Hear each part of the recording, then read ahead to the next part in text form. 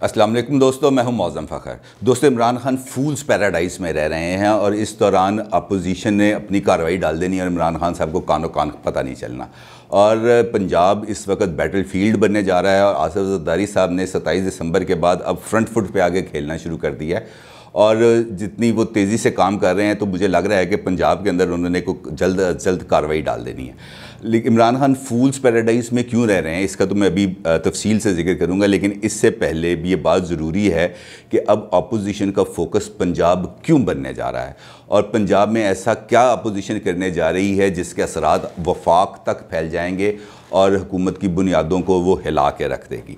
आपको मैं बताता चलूँ कि आसिफ ज़रदारी साहब 27 दिसंबर से पहले तो बिल्कुल एक आइसोलेशन में थे, कभी हस्पताल में थे। अपनी बेटी की भी उन्होंने मंगनी की तकरीबा में बहुत मुख्तसर देर के लिए शिरकत की, फिर बेनज़ीर के जलसे के ऊपर भी उन्होंने वीडियो लिंक से ख़िताब किया, लेकिन वो उस जलसे के बाद से अब तक पॉलिटिकल फ्रंट पर इतने ज़्यादा एक्टिव हैं कि वो सरप्राइज़ देने की पोजीशन में भी आ रहे हैं और उन्होंने अपना फोकस रख दिया है पंजाब। पंजाब इस वजह से फोकस है कि पंजाब पाकिस्तान का एक सबसे बड़ा ना सिर्फ सूबा है बल्कि पंजाब के अंदर जो बंदा हुकूमत, जो पार्टी हुकूमत बना अक्सरियत हासिल करती है वही मरकज़ में हुकूमत बनाती है। और पंजाब के अंदर हुकूमत बनाना या हुकूमत को उल्टाने के असरात भी वफाक तक महसूस किए जाते हैं। अब कंफर्म इतलात ये हैं कि चौधरी बरादरान जो पंजाब की सियासत के अंदर बहुत अहम हैं, उनके भी ज़रदारी साहब से राब्ते हो चुके हैं। और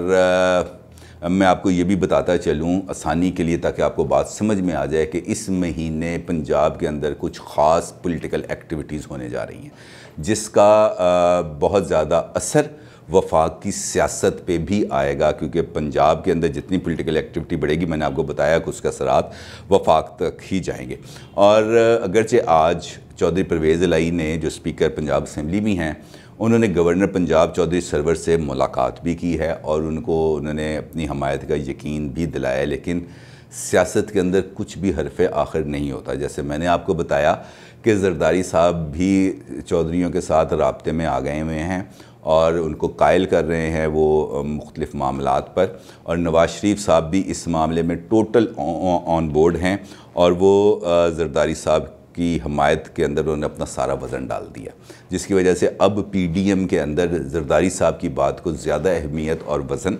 दिया जा रहा है। और आपको याद होगा कि 19 जनवरी को इलेक्शन कमीशन के सामने PDM एक मुज़ाहरा भी करने जा रही है, थोड़ी देर के लिए वहाँ पे एक अलामती धरना भी देंगे। तो उस धरने से पहले ये वाला जो एक फ़ेज़ है वो चलने जा रहा है जिसके अंदर पंजाब के अंदर कुछ थोड़ी सी पॉलिटिकल हिलजुल होगी। अगर हम गौर करें पंजाब के स्टैटिस्टिक्स पर जो पंजाब असम्बली में हैं, तो जो काफ लीग है उसको 11 नशिस्तें 12 नशिस्तें हासिल हैं और हुकूमत को जाने के लिए सिर्फ 8 से 10 लोगों की हमायत की ज़रूरत है कि वो अगर सिर्फ काफ लीग ही अपना वज़न हुकूमती पलड़े से उठा दे तो पंजाब के अंदर तब्दीली आ जाती है और पंजाब का महाज सर करने के बाद अपोजिशन इतनी ज़्यादा तगड़ी हो जाएगी कि वो वफाक को भी चैलेंज करने की पोजीशन में आ जाएगी। अब चूँकि आपको याद होगा कि मैंने तवातर के साथ ये बात कही है कि इस्टेब्लिशमेंट ने वाज़ेह पैगाम दिया है PDM को कि वो सियासी अमल के अंदर गैर जानिबदार रहेंगे, चाहे वो ज़िमनी इलेक्शन हो, चाहे वो तहरीक अदम एतमाद हो, चाहे वो सेनेट इलेक्शन हो। ये जो तासुर था ना कि वो पीछे हैं, अब उन्होंने भी कह दिया कि जनाब आप अपना वज़न ख़ुद उठाएं। तो PDM के लिए ये पॉलिटिकल फ्रंट पे आके खेलने के लिए अब बहुत ज़्यादा गुंजाइश पैदा हो चुकी है और पंजाब के बाद वफाक में जाना और वफाक में जाके फिर थरथली मचाना अब उनके लिए कुछ ज़्यादा मुश्किल काम नहीं रह गया। और इस सूरत के अंदर जब नवाज़ शरीफ, आसिफ ज़रदारी और काफ लीग के साथ मामला तय पा जानने की सूरत के अंदर पंजाब के अंदर जो हुकूमत है उसके तब्दीली के असरात ख़ासे नुमायाँ होंगे। अब वापस आते हैं अपने इशू पर, जो मैंने आपसे शुरू में कहा कि इमरान खान जो है ना वो एक फूल्स पैराडाइज़ में रह रहे हैं। ये बात मैंने इस वजह से की कि इमरान खान साहब हर दूसरे दिन अपने तर्जुमानों का इजलास बुलाते हैं, और तर्जुमानों के इजलास बुलाने के अंदर जो वाहिद मकसद कारफरमा होता है वो सिर्फ ये होता है कि जनाब आपने अपोजिशन का एक बंदा बात करेगा, आप 10 लोगों ने उसका जवाब देना है हर फ्रंट पे आके, चाहे वो सोशल मीडिया का फ्रंट है, चाहे वो प्राइवेट टीवी चैनल्स का फ्रंट है, चाहे वो अखबारी बयानात हैं, हर तरफ आके ज़ोर शोर के साथ आपने अपोजिशन को रगड़ा लगाना है, और ऐसा रगड़ा लगाना है कि अपोजिशन हिल ना पाए। तर्जुमानों के आज के भी इजलास के अंदर प्राइम मिनिस्टर ने अपनी रवायती बातें की। उन्होंने कहा कि PDM के गुब्बारे से हवा निकल चुकी है और PDM को मैं NRO नहीं दूंगा, मीशत दुष्ट ट्रैक पे चल चुकी है, वगैरह वगैरह इस किस्म का उन्होंने अपनी रवायती बातें की। असल में मामला यह है कि तर्जुमानों के इजलास में एक दो मरतबा किसी ने कोई अवामी इशूज़ पर बात करने की कोशिश की तो प्राइम मिनिस्टर ने उसे कहा तू चुप करके बैठ गई। यानी कि तर्जुमानों के इजलास का सिर्फ वाहिद मकसद ये है कि आपने अपोजिशन को रगड़ा लगाना है और अवामी इशूज़ पर कोई बात नहीं करनी। अगर हम गौर करें तो आपको 28 महीने के अंदर, अगर गौर करें मीशत बेहतर हुई है तो 28 महीनों के अंदर इसके असरात एक आम आदमी पर क्या आए हैं। मुझे तो इसका कोई सर पैर नज़र नहीं आया आज तक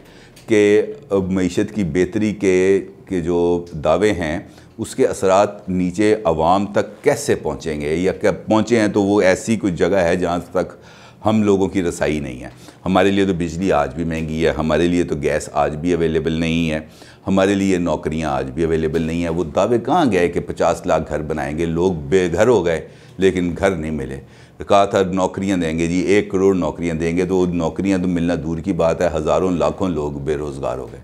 तो कहने की बात यह है कि अगर इमरान खान साहब वाकई ही चाहते हैं, भी 28 माह हुए हैं और वो चाहते हैं कि अपोजिशन नाकाम हो अपने मकासद हासिल करने के लिए, तो इसका सिर्फ एक रास्ता है, वाहिद रास्ता है जिस पर इमरान खान चलें तो शायद उनको कुछ उसके लिए बेहतरी की सूरत नज़र है, और वो है डिलीवरेंस। उनको डिलीवर करना पड़ेगा, उनको अवामी इशूज़, अवामी मसाइल को हल करना पड़ेगा, और उसके लिए ज़रूरी है कि वो अपनी तमाम तर तवानाइयाँ इस सिलसिले में अब भरपूर तरीके से अदा करें। हमारे एक दोस्त हैं सईद चौधरी साहब, ये मैं आपको लाइटर नोट पे बता रहा हूँ। सईद चौधरी साहब अमूमन ये कहा करते हैं कि इमरान खान को तो होश ही 12 बजे के बाद आता है, तो 12 बजे होश आने के बाद वो ये सोचता है कि यार अब मैं क्या करूँगा, चलो तर्जुमानों का इजलास बुला लेते हैं, तो इसके अंदर ये तरीका तय करेंगे कि अपोजिशन को कैसे घेरना है। तो अगर वही टाइम जो तर्जुमानों के इजलासों के ऊपर ज़ाया होता है, वही टाइम फोकस्ड होके अवाम के मसाइल की तरफ, हल करने की तरफ जाया जाए, तो मेरा ख्याल है ज़्यादा अच्छे और बेहतर नताइज हासिल हो सकते हैं। और